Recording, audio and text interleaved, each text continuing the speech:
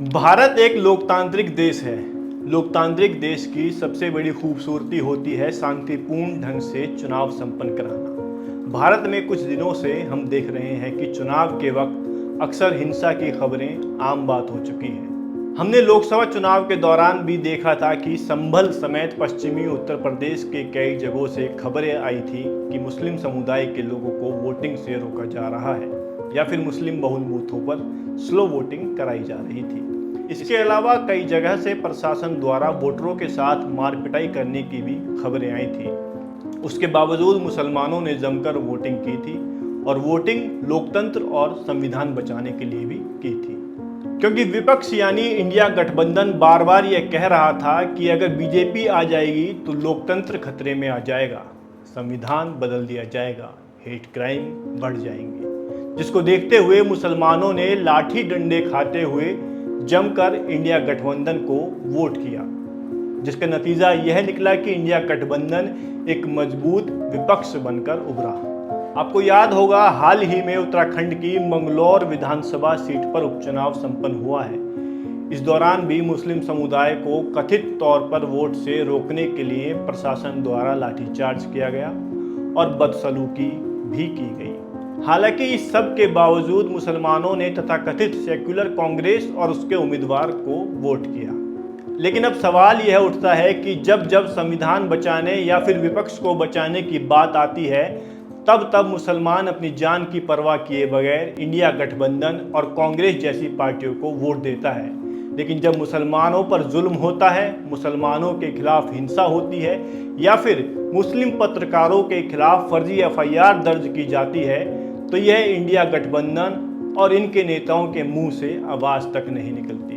क्या मुस्लिम समुदाय इनके लिए सिर्फ वोट बैंक बनकर रह गया है या फिर मुसलमानों का काम लाठी डंडे खाना और फर्जी एफआईआर झेलना रह गया है?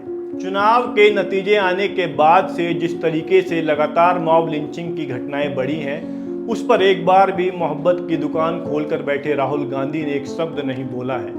पत्रकार वसीम अकरम त्यागी, जाकिर अली त्यागी, सदफ कामरान द्वारा संचालित यूट्यूब चैनल हिंदुस्तानी मीडिया के ऊपर दर्ज हुई एफआईआर के खिलाफ एक बार भी राहुल गांधी, अखिलेश यादव, तेजस्वी यादव और ममता बनर्जी जैसे नेताओं ने आवाज नहीं उठाई है।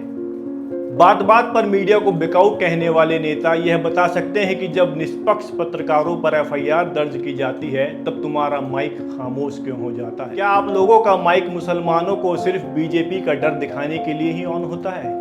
जब राहुल गांधी के ऊपर राजनीतिक द्वेष की भावना से ईडी द्वारा कार्रवाई की जा रही थी, तब वसीम अकरम त्यागी और जाकिर अली त्यागी जैसे सैकड़ों पत्रकार इस कार्रवाई की निंदा कर रहे थे तथा अपनी पत्रकारिता धर्म निभा रहे थे। लेकिन आज जब इन पत्रकारों के खिलाफ फर्जी एफआईआर की जा रही है तो राहुल गांधी एक ट्वीट तक नहीं कर पा रहे हैं। चुनावी नतीजों के बाद इस देश का मुसलमान सोच रहा था कि इस बार मजबूत विपक्ष बना है तो हमारे हक में मजबूती से आवाज़ उठाई जाएगी। लेकिन इस विपक्ष ने एक महीने में ही बता दिया कि अगर मुसलमानों पर जुल्म होगा तो हम खामोश रहेंगे। हमसे कोई उम्मीद मत रखिए, हमें सिर्फ लोकतंत्र बचाने के नाम पर वोट देते रहिए, आपकी सुरक्षा की गारंटी हम नहीं लेंगे। मिस्टर राहुल गांधी और इंडिया गठबंधन के तमाम नेताओं, एक बार सोचिए, अगर मुसलमानों ने आपको वोट देनी बंद कर दी तो आपका क्या होगा?